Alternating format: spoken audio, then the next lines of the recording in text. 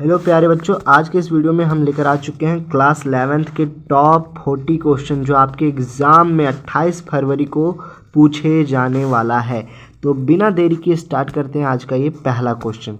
ठीक है, यहाँ पे क्या बोल रहा है कि सेट इज डिफाइंड एज, कह रहा है कि सेट कैसे डिफाइंड होता है। तो सेट जो होता है ना वो क्या होता है कि well defined collection of object होता है, हमेशा वेल डिफाइंड होगा। तो पहला का ऑप्शन नंबर दूसरा सही हो गया। ठीक है, दूसरा नंबर क्वेश्चन देखिए, पहला जो क्वेश्चन में क्या बोले थे कि सेट के रूप में परिभाषित किया गया है तो वस्तुओं का सुपरिभाषित संग्रह, ये दूसरा ऑप्शन सही होगा। ठीक है, चलिए आते हैं दूसरा नंबर क्वेश्चन पे। ये वाला रट्टा लगा लीजिएगा, 100% ये वाला आने वाला है।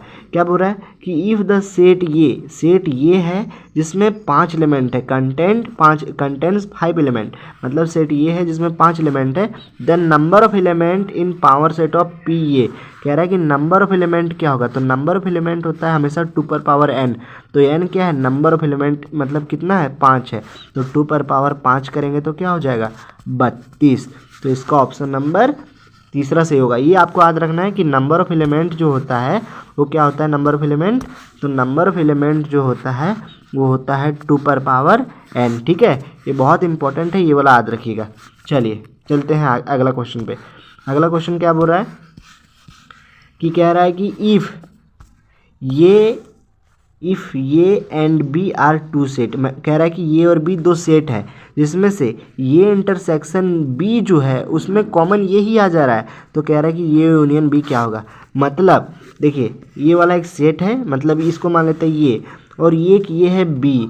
इसमें से आप देख सकते हैं कि अगर ये है और ये बड़ा वाला बी है तो ये देख रहे हैं कि कॉमन इसी में आ रहा है, इसका मतलब ये वाला सेटिस्फाई कर रहा है। मतलब बी क्या है, बी सुपर सेट है, मतलब बी के अंदर ही ये है। तो ये यूनियन बी अगर करेंगे तो ये टोटल बी वाला ही आ जाएगा। तो ऑप्शन नंबर तीसरा सही हुआ। ठीक है, चलिए चौथा नंबर क्वेश्चन में आते हैं। ये डी मॉर्गन स्लो आपको याद रखना है। डी मॉर्गन स्लो कैसे याद रखेंगे कि अगर इसके ऊपर ऐसे करके कुछ दिया रहे, कह रहा है डी मॉर्गन स्लो क्या होगा इसका। तो अगर इसके ऊपर अगर ऐसा दिया रहे तो जब ये खुलता है ना, तब ये वाला जो बीच में आप देख रहे हैं ये वाला ऐसे जो है, ये वाला ऐसे हो जाता है। जब ये खुलता है तब ये क्या हो जाएगा, तब देख सकते हैं आप यहाँ पे ये वाला जो है ये खुलेगा, ये नॉट इंटरसेक्शन बी नॉट, सब पे ये वाला जो ऊपर में है ये वाला सब पे लगा देना है, ये और बी दोनों पे। ठीक है, तो ऑप्शन इसका पहला सही हो जाएगा। और ये वाला उल्टा हो जाएगा, ये वाला हाथ रखिएगा। ठीक है, यूनियन का इंटरसेक्शन, इंटरसेक्शन का यूनियन। अब 5वां नंबर क्वेश्चन में आते हैं। कह रहा है कि इफ़ ये जो है ये बी सी है, मतलब ये जो है इसमें 3 सेट है, ये बी सी और बी के अंदर 3 एलिमेंट पी क्यू आर है। देन एन मतलब क्या होता है, नंबर ऑफ एलिमेंट, नंबर। ठीक है, याद रखिएगा, नंबर ऑफ एलिमेंट। नंबर क्या है, नंबर ये क्रॉस भी क्या होगा। तो यहाँ देख रहे हैं कि 3 है, यहाँ भी देख रहे हैं कि 3 है। तो 3 गुने 3 कितना होता है, 9 होता है। तो ऑप्शन नंबर चौथा सही होगा, 5वां का। ठीक है, चलिए छठा नंबर क्वेश्चन में आते हैं। छठा नंबर क्वेश्चन क्या बोल रहा है, छठा नंबर क्वेश्चन बोल रहा है कि इफ़ एफ एक्स जो है वो x² + 2x + 1 है। तो कह रहा है then find the value of f0, मतलब जहाँ देखिए यहाँ पे x के जगह पे क्या है, 0 है। तो जहाँ जहाँ x होगा वहाँ वहाँ 0 पुट करेंगे, समझे। तो जहाँ जहाँ x है वहाँ 0 रखेंगे। तो x² मतलब 0 का स्क्वायर प्लस 2 × 0 + 1। तो 0 का स्क्वायर मतलब 0 और किसी के साथ 0 गुना मतलब 0, बचा क्या 1। तो ऑप्शन नंबर तीसरा सही हुआ छठा का। ठीक है, चलिए 7वां नंबर क्वेश्चन में। 7वां नंबर क्वेश्चन में बोल रहा है कि 1 रेडियन बराबर है, 1 रेडियन किसके बराबर है। तो हम आपको बता देते हैं कि पाई रेडियन जो होता है, पाई रेडियन वो 180 डिग्री के बराबर होता है। तो 1 रेडियन बराबर हो जाएगा 180/पाई, क्योंकि ये पाई गुना में है, बराबर के इधर जाएगा तो भागम हो जाएगा। तो 180/पाई ऑप्शन नंबर दूसरा में है। तो ऑप्शन नंबर दूसरा सही हुआ 7वां का। 8वां नंबर क्वेश्चन में आते हैं।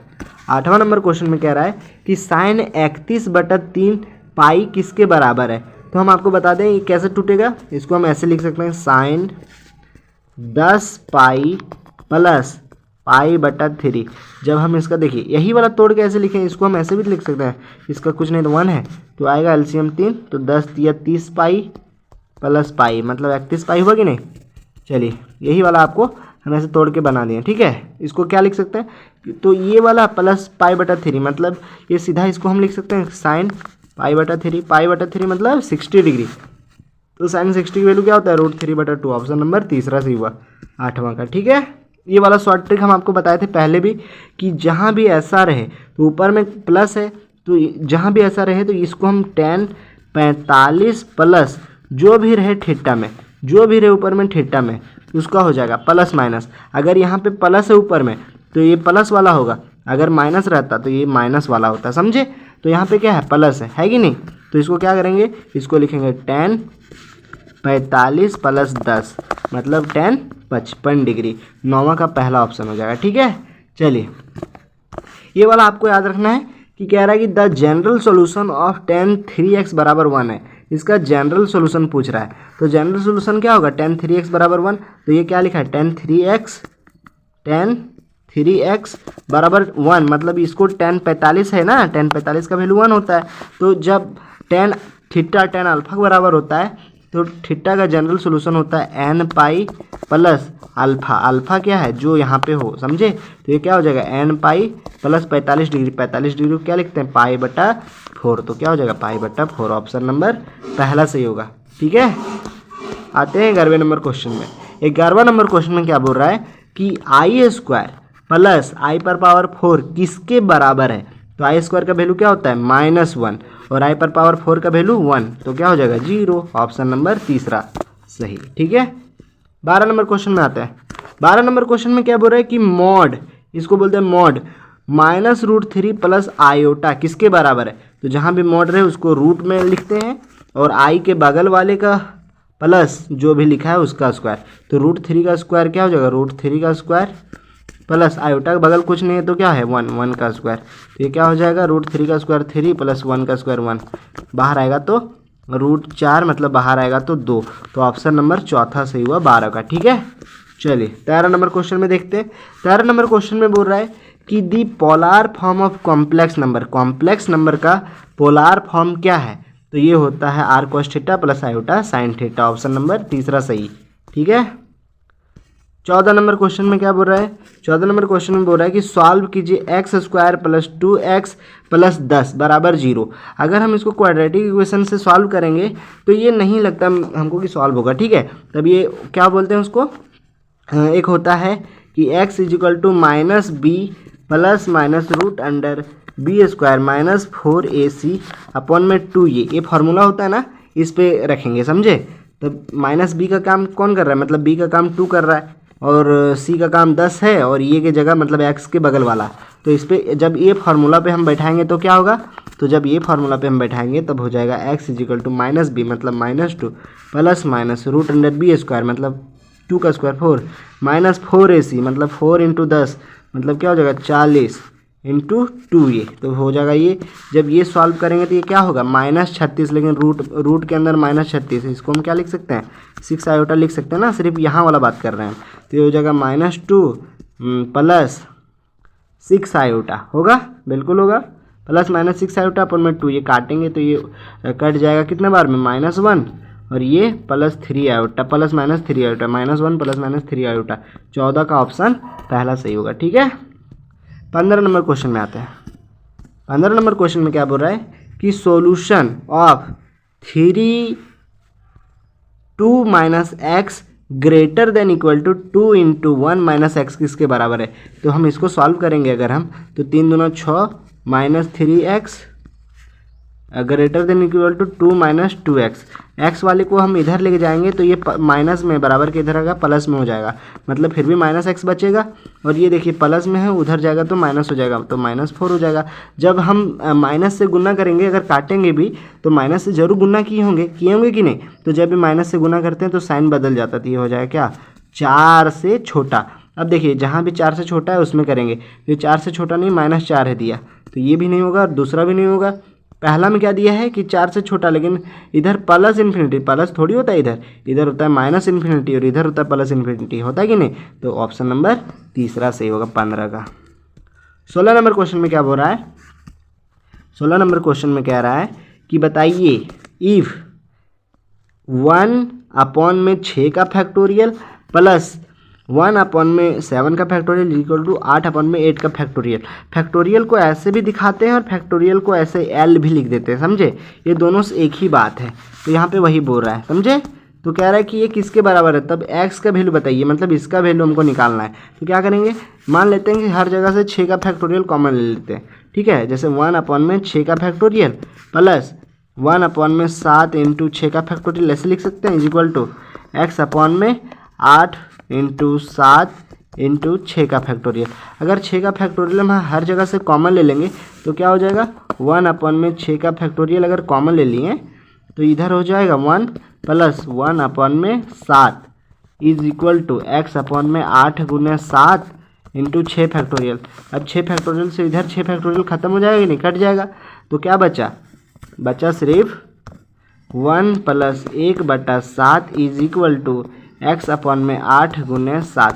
इसको अगर हम सॉल्व करेंगे तो क्या हो जाएगा, इसको सॉल्व करेंगे तो 7 और 8/7 इज इक्वल टू हो जाएगा x/8 इंटू 7। तो ये 7 से ये कट गया, तो ये क्या हो जाएगा 8 इज इक्वल टू x/8।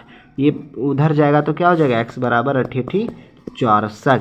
तो ऑप्शन नंबर चौथा सही होगा 16 का, ठीक है। 17 नंबर क्वेश्चन बहुत, ये वाला बहुत इंपॉर्टेंट है, ये वाला याद रखिएगा। यहाँ पे p बोल रहा है, p वाला बोल रहा है, क्या बोल रहा है p वाला। तो p का क्या होता है पता है, ऊपर का फैक्टोरियल अपॉन में दोनों का अंतर का फैक्टोरियल। क्योंकि ये p का बात कर रहा है तो ऊपर का फैक्टोरियल अपॉन में दोनों का अंतर का फैक्टोरियल। ऑप्शन नंबर जो है वो दूसरा सही होगा। अगर वही यहाँ पे NCR का पूछता तब ये क्या होता, ऊपर का फैक्टोरियल अपॉन में नीचे का भी फैक्टोरियल होता और दोनों का अंतर का होता ही, समझे। अगर C का होता तब तो ये वाला होता, याद रखिएगा। यहाँ पे बोला है सिर्फ P का, तो ऑप्शन नंबर पहला सही हुआ, समझे। अगर P का बोला है तो ऑप्शन नंबर पहला, अगर C का बोलता तो ऑप्शन नंबर पहला होता, और अगर यहाँ पे P का बोला है तो ऑप्शन नंबर दूसरा सही है। दूसरा क्या बोले हैं, ऑप्शन नंबर दूसरा सही है, ठीक है। चलिए अब आते हैं 18वां नंबर क्वेश्चन में। 18वां नंबर क्वेश्चन में ये वाला शॉर्ट ट्रिक याद रखिएगा कि जब इफ़ NC5 बराबर है NC7 का, तब कह रहा है कि n का वैल्यू क्या होगा। तो इसका शॉर्ट ट्रिक यही है कि या तो 5 7 के बराबर होता या फिर ये दोनों 5 और 7 का जोड़ ऊपर के बराबर होता, समझे। यही है शॉर्ट ट्रिक। तो 5 7 के बराबर तो नहीं होता है, मतलब 7 और 5 अगर जोड़ देंगे, 7 और 5 अगर जोड़ेंगे तब ये n के बराबर होगा। तो n बराबर 7 5 कितना होता है 12 होता है कि नहीं। तो 7 5 12 हो गया n का बराबर, मतलब ऑप्शन नंबर तीसरा सही हुआ 18 का, ठीक है। चलिए अब आते हैं 19 नंबर क्वेश्चन में। 19 नंबर क्वेश्चन देखिए, ये वाला बहुत लंबा बनेगा, लेकिन यहाँ पे हम लोग के पास उतना एग्जाम में टाइम नहीं होता है, इसलिए इसमें क्या करेंगे, इसमें ऑप्शन रखेंगे, समझे। ऑप्शन ही पुट करेंगे। कह रहा है कि यदि इफ़ 2NC3 रेशियो NC3 बराबर है 12:1 का, तो n का वैल्यू क्या होगा। तो देखिए क्या बोला है कि 2NC3 रेशियो NC3 बराबर है 12/1 का, तो ये n का वैल्यू क्या होगा, वही बोल रहा है कि n का वैल्यू क्या होगा। तो क्या करेंगे, सबसे पहले वैल्यू पुट करेंगे, यही वाला, यही सब पुट करेंगे, समझे। 7 5 2 3, तो जानते हैं कि 2 तो होगा नहीं, क्योंकि n अगर 2 कर देंगे तो 3 से बड़ा हो जाएगा, तो ये तो इम्पॉसिबल है, चौथा ऑप्शन नहीं होगा। तीसरा ही पुट करके देखते हैं, समझे, मतलब 3 पुट करके देखते हैं। तो जब हम यहाँ 3 पुट करेंगे तब क्या हो जाएगा, 3 दूना 6, मतलब 6C3 बटा 3C3 मतलब 1, मतलब 6C3 कितना होता है, 6C3 हो जाएगा 6 इंटू 5 इंटू 4 का फैक्टोरियल अपॉन में नीचे का फैक्टोरियल मतलब 3 का फैक्टोरियल इंटू दोनों का अंतर 6 - 3 मतलब 3 का फैक्टोरियल। तो ये हो जाएगा 4 इंटू ऊपर फिर 3 फैक्टोरियल तक करते हैं, तो 3 फैक्टोरियल से एक 3 फैक्टोरियल ख़त्म, और ये 3 इंटू 2 फैक्टोरियल मतलब 3 दूना 6, ये हो जाएगा 20 अपॉन में 1। क्या 20 अपॉन में 1 12/1 के बराबर है, तो नहीं, तो ऑप्शन नंबर दूसरा भी खत्म हो जाएगा, ठीक है। तो ऑप्शन नंबर दूसरा भी खत्म हो गया और ऑप्शन नंबर तीसरा भी खत्म हो गया, हुआ कि नहीं। ऑप्शन नंबर दूसरा और ऑप्शन नंबर तीसरा दोनों खत्म हो गया, ये दोनों तो होगा नहीं। अब 7 और 5 में सबसे पहले 5 ही रख देते हैं, तो जब हम 5 रखेंगे तो क्या हो जाएगा, 5 दूना 10C3, तो हो जाएगा ये 10C3। कलम क्यों नहीं चल रहा है, चलो ये क्या हो जाएगा, ये हो जाएगा 10C3, समझे। ये 10C3 जब होगा और नीचे क्या हो जाएगा 5C3, तो जब इसको हम सॉल्व करेंगे तो हो जाएगा 10 का फैक्टोरियल अपॉन में नीचे 3 का फैक्टोरियल अपॉन में मतलब 3 का फैक्टोरियल इंटू दोनों का अंतर का फैक्टोरियल। दोनों का अंतर कितना है 7 का फैक्टोरियल। होगा कि नहीं, बिल्कुल। नीचे हो जाएगा 5 का फैक्टोरियल अपॉन में 3 का फैक्टोरियल अपॉन में दोनों का अंतर का फैक्टोरियल मतलब 2 का फैक्टोरियल। अब जब हम इसको सॉल्व करेंगे तो क्या हो जाएगा, यही 12 अपॉन में 1 के बराबर आएगा। सॉल्व कर लीजिएगा, यहाँ पे मतलब उतना जगह नहीं है इसलिए नहीं बनाए, ठीक है। ये हो जाएगा 5वां मतलब 5 हो जाएगा।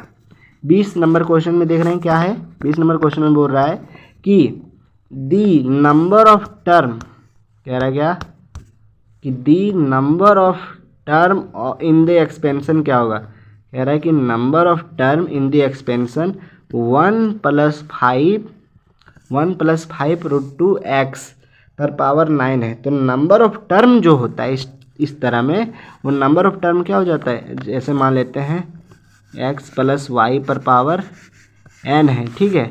तो नंबर ऑफ टर्म क्या हो जाता है, तो जो पावर होता है उसमें एक जोड़ देते हैं मतलब n + 1।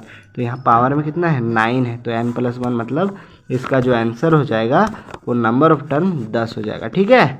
तो ऑप्शन नंबर चौथा सही है 20 का। 21 नंबर क्वेश्चन में आते हैं। 21 नंबर क्वेश्चन बहुत ट्रिकी है, समझे, ये वाला याद रखना है आपको। यहाँ पे कह रहा है कि the rth term in the expression of 1 + x पर पावर n क्या होगा। rth टर्म बोल रहा है, तो rth टर्म, तो अगर मान लेते हैं r की जगह 5 टर्म बोल रहा है, कि मान लेते हैं 5 टर्म, तो t 5 टर्म बोल रहा है, तो 5 टर्म को क्या लिखते हैं पता है, t 4 + 1 लिखते हैं। तो rth टर्म में ये वाला यहाँ पे यूज होता है, तो क्या हो जाएगा NCR। लेकिन rth टर्म में ज़रूर मतलब n - 1 हुआ होगा। जैसे 5वां टर्म होता तो r में यहाँ क्या लेते हैं 4 लेते हैं, तो यहाँ पे हो जाएगा r - 1 मतलब इसका जो आंसर होगा वो हो जाएगा NCR - 1 x पर पावर r - 1। अब यहाँ बोलेंगे 1 क्यों नहीं लिखें, तो 1 पर पावर कुछ भी रहे वैल्यू तो 1 ही होगा ना, इसलिए 1 को नहीं लिखे हैं, समझे। तो ऑप्शन नंबर 21 का दूसरा सही हो जाएगा, ठीक है। चलिए अब आते हैं 22 नंबर क्वेश्चन में। 22 नंबर क्वेश्चन में क्या बोल रहा है कि द 10th टर्म, 10वां टर्म पूछ रहा है of the sequence whose 7th and 12th term are 34 and 64 respectively. मतलब 7वां टर्म जो है वो 34 है और 12वां टर्म जो है वो 64 है। तब कह रहा है कि 10वां टर्म क्या होगा। चलिए देखते हैं क्या होता है। तो 7 टर्म अगर 34 है तो 7 टर्म को हम क्या लिख सकते हैं, ये + 6d लिख सकते हैं। ये कितना है 34 है, और 12वां टर्म मतलब ये + 11d बराबर कितना है 64 है। अब दोनों को हम माइनस करेंगे, अगर हम माइनस करेंगे, अरे माइनस करेंगे जब हम, तब ये क्या हो जाएगा, हर जगह माइनस किए तो ये तो ख़त्म हो जाएगा, और ये माइनस करेंगे तो ये हो जाएगा -5d।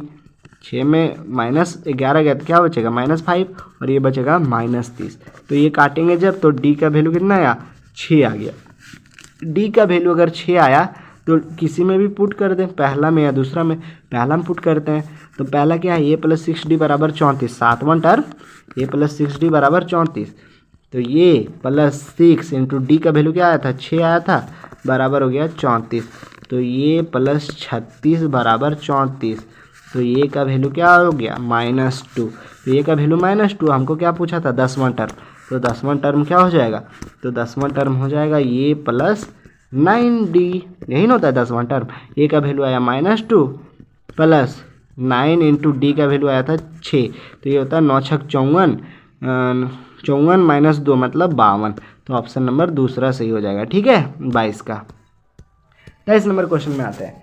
23 नंबर क्वेश्चन आप देख सकते हैं क्या आ रहा है कि इफ़ 1 + 2 + 2 का स्क्वायर + 2 का क्यूब + 2 पर पावर n - 1 = 255 है, देन कह रहा है वैल्यू ऑफ n क्या होगा। आप यहाँ पे आप दिमाग लगा सकते हैं कि ये जो बन रहा है ये एक जीपी है, और जीपी में अगर इस तरह हो तो जीपी का सम ऑफ जीपी क्या हो गया, तो सम ऑफ जीपी जो है वो है 255। अब इसका जो होता है फार्मूला सम ऑफ जीपी वो होता है ये r पर पावर n - 1 अपॉन में r - 1, यही होता है। ये होता है सम किसके बराबर है 255 के बराबर। अब ये का काम क्या कर रहा है, ये का काम यहाँ पे कर रहा है क्या 1 काम कर रहा है ना ये का, हाँ बिल्कुल। यहाँ पे ये 1 है और रेशियो जो है वो क्या है, तो रेशियो यहाँ पे 2 होगा, रेशियो 2 कैसे होगा, तो 2/1, मतलब ये 2/1 करते हैं रेशियो के लिए, तो 2/1 करेंगे तो r भी 2 आएगा, समझे। अब ये फार्मूला पे पुट करेंगे इसका वैल्यू, तब ये फार्मूला पे जब हम पुट करेंगे तो क्या होगा, SN जो सम दिया है वो 255, तो 255 बराबर हो जाएगा ये का वैल्यू 1, r पर पावर n माइनस 1, r पर पावर n मतलब 2 पर पावर n माइनस 1 अपन में 2 माइनस 1, 2 माइनस 1 मतलब 1 ही होता है, जिसको नहीं भी लिखेंगे चलेगा, समझे। तो इसको जब सॉल्व करेंगे तब क्या हो जाएगा, 255 बराबर 2 पर पावर n माइनस 1, ये माइनस 1 है, इधर जाएगा तो प्लस 1 हो जाएगा, तो 2 पर पावर n बराबर हो जाएगा 256, 256 क्या लिख सकते हैं, 2 पर पावर n बराबर 2 पर पावर 8, तो n बराबर क्या हो जाएगा 8, ठीक है, n बराबर 8, ऑप्शन नंबर तीसरा सही हुआ 23 का। 24 नंबर क्वेश्चन में आते हैं। 24 नंबर क्वेश्चन में बोल रहा है कि for any 2 positive number we have, 2 positive number के लिए क्या होता है पता है कि AM GM के बराबर होता है, मतलब अर्थमेटिक मीन बराबर होता है या बड़ा होता है GM से, समझे। ये हो गया आपका ऑप्शन नंबर दूसरा सही 24 का। 25 नंबर क्वेश्चन में आ रहे हैं। 25 नंबर क्वेश्चन में कह रहा है कि the slope of the line joining point 3 - 2 और 3,4, ये दोनों का स्लोप बोल रहा है। स्लोप मतलब क्या होता है, स्लोप को ऐसे ही लिखते हैं ना, y2 - y1 अपॉन में x2 - x1, जब 2 पॉइंट रहे तो y2 - y1, y2 मतलब ये 4 - 2 करेंगे तो ये हो जाएगा कितना 6, m बराबर 4 - 2 माइनस माइनस प्लस हो जाएगा 6, और y2 - y1 मतलब x2 - x1 मतलब 3 - 3 मतलब 0।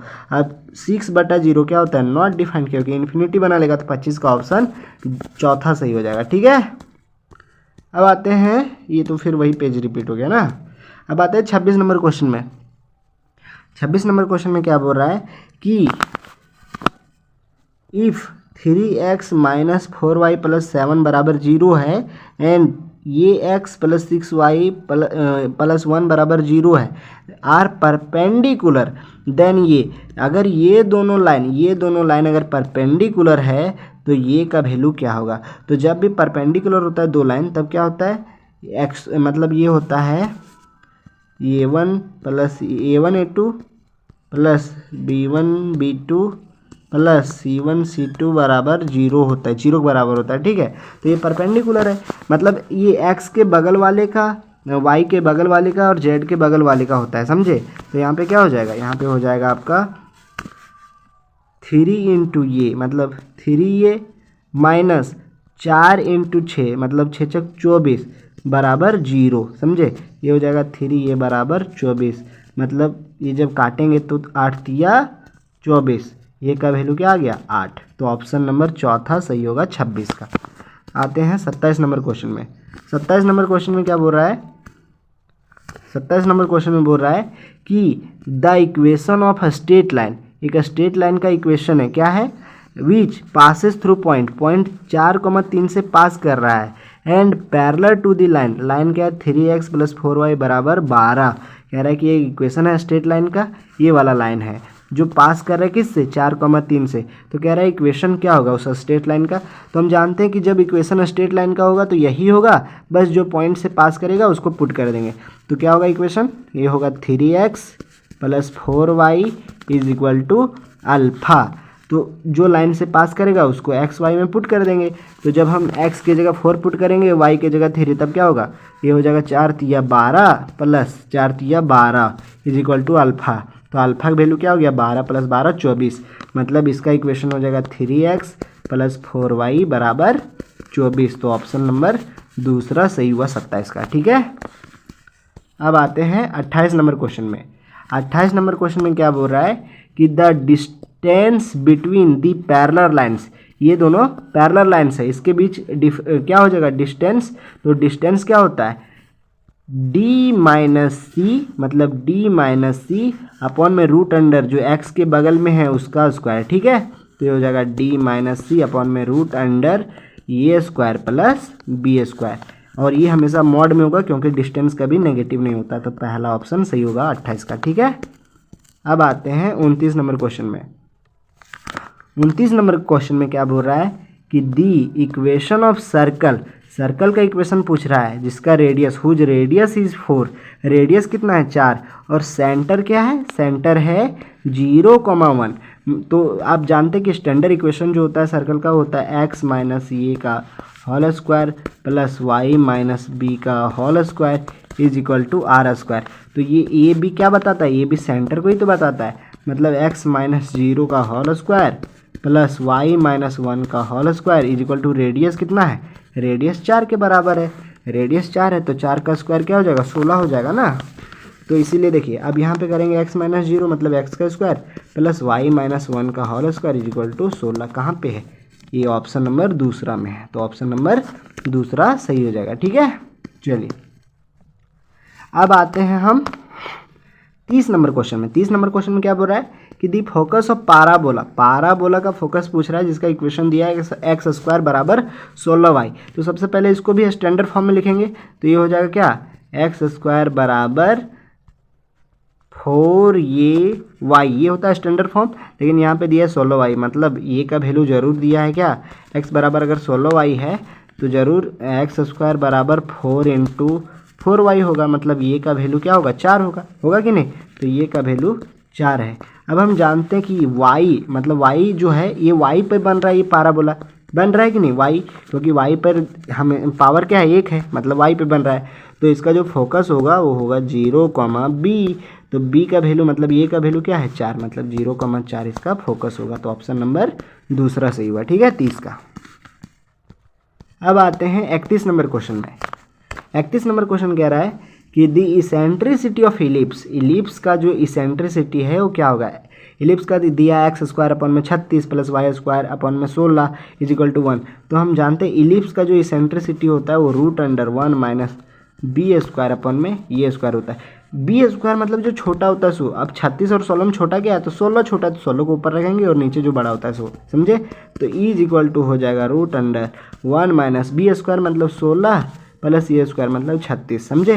अब इसको जब घटाएंगे तो क्या हो जाएगा, इसको जब घटाएंगे तो बनाएंगे 36, एलसीएम लेंगे 36 माइनस 16 मतलब ये हो जाएगा 0, 36 में 16 20 अपॉन में नीचे बचेगा 36, तो √36 को क्या लिख सकते हैं 6 तो लिख सकते हैं ना, तो √20 अपॉन में 6, मतलब ऑप्शन नंबर तीसरा सही हुआ इसेंट्रिसिटी ऑफ इलिप्स का, मतलब 31 का तीसरा ऑप्शन सही हुआ। अब आते हैं 32 नंबर ऑप्शन पे। 32 नंबर ऑप्शन में क्या कह रहा है कि the distance between the point क्या है 2 3 5 एंड 4 3 1, ये दोनों के बीच का डिस्टेंस क्या होगा। ठीक है, तो ये दोनों बीच का डिस्टेंस क्या होगा, तो डिस्टेंस फॉर्मूला हम जानते हैं कि क्या होता है √x2 माइनस x1 का whole square plus y2 minus y1 का होल स्क्वायर, ये हमेशा रूट में होगा, प्लस z1 माइनस z2 का होल स्क्वायर, होता है कि नहीं, बिल्कुल होता है। तो यही वाला करेंगे, यही वाला फार्मूला लगाएंगे, तो क्या हो जाएगा डिस्टेंस जो होगा वो हो जाएगा 4 माइनस 2 का होल स्क्वायर, रूट के अंदर 4 माइनस 2 मतलब 2 का होल स्क्वायर 4 प्लस 3 माइनस 3 का होल स्क्वायर मतलब 0 का स्क्वायर क्या होगा 0, और 1 माइनस 5 का होल स्क्वायर प्लस -4, तो -4 का स्क्वायर क्या होगा 16, तो d बराबर जो हो जाएगा वो हो जाएगा √16 4 20, 20 को क्या लिख सकते हैं √5 चौके 20 लिख सकते हैं ना, तो ये हो जाएगा 4 बाहर आएगा तो 2√5, तो ऑप्शन नंबर पहला सही हुआ 32 का। ठीक है, अब आते हैं 33 नंबर क्वेश्चन में। कह रहा है कि लिमिट x टेंड्स टू 2 है और x³ minus 2x square upon में x square minus 5x plus 6 बराबर है। तो x टेंड्स टू अगर 2 है तो सबसे पहले इसको 2 को x की जगह पे पुट करेंगे ही नहीं, बिल्कुल करेंगे।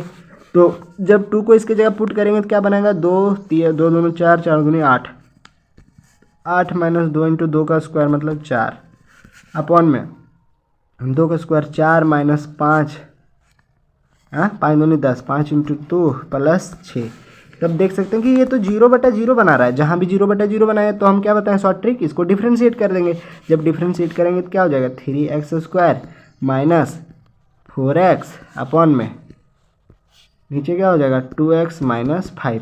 अब जहाँ जहाँ x है उसका वैल्यू पुट कर देंगे, 2x बराबर क्या है x टेंड्स टू 2, तो जहाँ x है वहाँ उसका वैल्यू पुट करेंगे, तो हो जाएगा 3 इंटू 2 का स्क्वायर कितना हो गया 4 माइनस 4 दूनी 8 अपॉन में 2 दूनी 4 माइनस 5 होगा कि नहीं 4 माइनस 5। अब इसका वैल्यू क्या हो जाएगा 4 3 12, 12 में 8 गया तो क्या बचा 12 में 8 गया 4 और नीचे बचा 4 में 5 गया, 4 में 5 गया तो ये क्या बचेगा -1। तो मतलब 4/-1 -4 के ही बराबर होता है। तो ऑप्शन नंबर तीसरा सही हुआ 33 का। ठीक है, अब आते हैं 34 नंबर क्वेश्चन में। 34 नंबर क्वेश्चन क्या बोल रहा है? 34 नंबर क्वेश्चन बोल रहा है कि लिमिट x टेंड्स टू 0 है वो √1 + x - 1 अपन में x के बराबर है। तो x का वैल्यू यहाँ भी उसी तरह पुट करेंगे। ठीक है, x का वैल्यू 0 पुट करेंगे तो √1 + 0 - 1 अपन में 0। अब ये वाला भी देख सकते हैं √0 मतलब ये भी तो 1 - 1 अपन में 0, ये भी तो 0/0 बना रहा है। तो इसका भी क्या करेंगे डिफ्रेंशिएट करेंगे उसी तरह, समझे। तो जब डिफ्रेंशिएट करेंगे तो √x का डिफ्रेंशिएशन 1/2 रूट जो भी उसके अंदर है x, और x का डिफ्रेंशिएशन 1 होता है तो इंटू 1 अपन में नीचे का अलग करेंगे तो x का डिफ्रेंशिएशन 1। अब जहाँ जहाँ पे x का वैल्यू 0 वहाँ पुट करेंगे तो x कहीं नहीं है, कहीं नहीं है ऊपर में, सिर्फ एक जगह यहाँ पे है कि नहीं। तो ये हो जाएगा 1/2 √1 + 0। अब 1 + 0 मतलब 1, तो ये क्या हो जाएगा 1/2।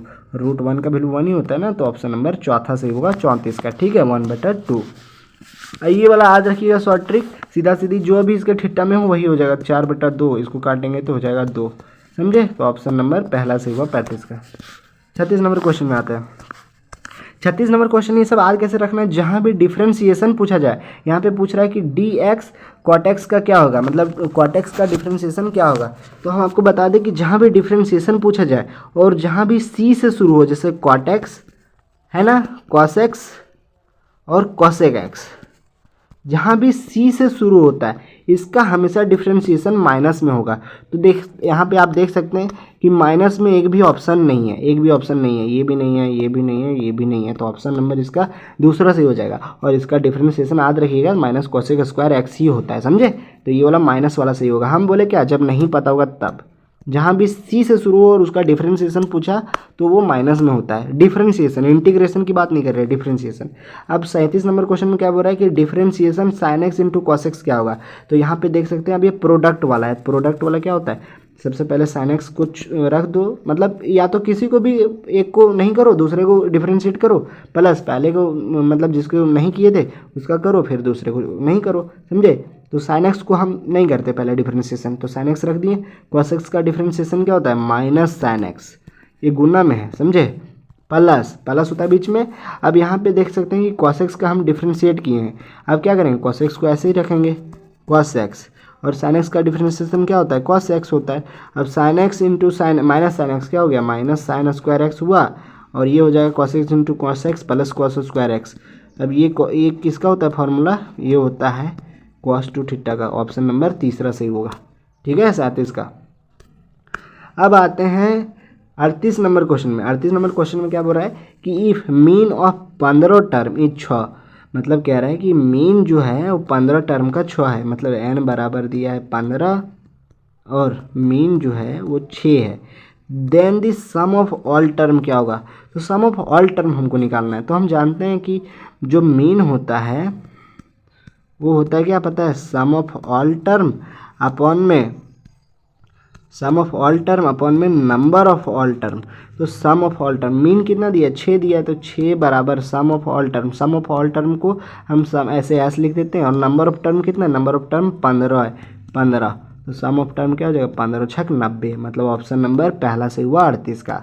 ठीक है, चलिए अब आते हैं 39 नंबर क्वेश्चन। ये वाला आपको रट्टा लगा लेना है, ये वाला 100% आना ही आना है। ठीक है, कैसे, देखिए कह रहा है कि इफ़ ई जो है कि इम्पॉसिबल इवेंट है, तो इम्पॉसिबल इवेंट हमेशा 0 होता है, मतलब 0 कभी आ ही नहीं सकता यार। जैसे बोलेंगे कि एक लूडो गोटी में 7 आने की प्रोबेबिलिटी, तो हम सब जानते हैं कि लूडो में कभी 7 आता ही नहीं है, क्योंकि 6 तक ही होता है लूडो गोटी में, होता है कि नहीं। तो 7 कभी आएगा नहीं, तो 7 आने की प्रोबेबिलिटी क्या है 0, मतलब इम्पॉसिबल इवेंट। और वही बोलेगा अगर पॉसिबल इवेंट, तो पॉसिबल इवेंट कुछ भी हो सकता है, लेकिन अगर बोलेगा श्योर इवेंट, श्योर मतलब होता है निश्चित, तो श्योर इवेंट हमेशा 1 होता है, ये वाला याद रखिएगा। ठीक है, और इम्पॉसिबल इवेंट हमेशा 0 होगा। 39 का ऑप्शन नंबर पहला सही हो गया। ठीक है, 40 नंबर क्वेश्चन में आता है। 40 नंबर क्वेश्चन में क्या कह रहा है कि if A bag contain 5 white ball and 7 red ball, मतलब एक मान लेते हैं ऐसे करके एक बैग है, इसमें 5 वाइट बॉल है और 7 रेड बॉल है, ठीक है। देन प्रोबेबिलिटी ऑफ ड्राइविंग या रेड बॉल, तब क्या प्रोबेबिलिटी कि इस बैग से अगर हम एक गेंद निकालेंगे तो वो रेड बॉल होगा। तो देखिए क्या होगा, तो टोटल बॉल कितना है, टोटल बॉल है 12 बॉल। अब 12 बॉल में हमको बोल रहा है कि रेड आने की प्रोबेबिलिटी, तो रेड कितना आ सकता है, 7 आ सकता है, मतलब 7 आने की प्रोबेबिलिटी और टोटल प्रोबेबिलिटी 12 है क्योंकि 12 गेंद है, तो 7/12, ऑप्शन नंबर डी इसका सही हो गया, ठीक है। अगर आप मतलब इसका चाहते हैं अगर PDF, तो इस वीडियो के नीचे डिस्क्रिप्शन में इसका टेलीग्राम का लिंक है, आपको वहाँ से मिल जाएगा। थैंक